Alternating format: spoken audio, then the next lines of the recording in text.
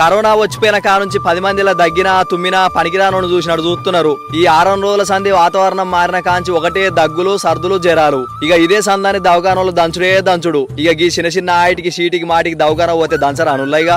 ఇదంతా కాదు గాని ఇంట్లో ఉండే దగ్గులు సర్దులు తగ్గించుకోవచ్చు. అది ఎట్లా అంటే తులసి చెట్టు తాజా ఆకులను తీసుకొని దంచి రసం తీసి 2 చెంచాల రసంలో కొద్దిగా తేనె కలిపి తాగితే దగ్గు మన ముఖంగిన చూడదుల్లా.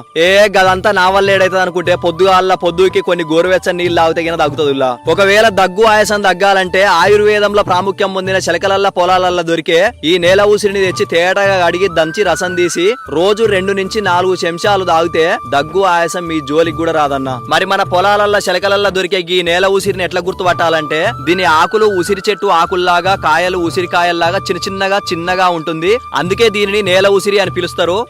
ఊకోయిగా చెప్పిన గానీ ఈ ఆకుల ఏం పని చేస్తాయని అనుకుంటున్నారా? అట్లా అనుకుంటే మాత్రం పొరపాడట్లే. ఎందుకంటే వెనకట ఏ దవాఖానాలు లేనప్పుడు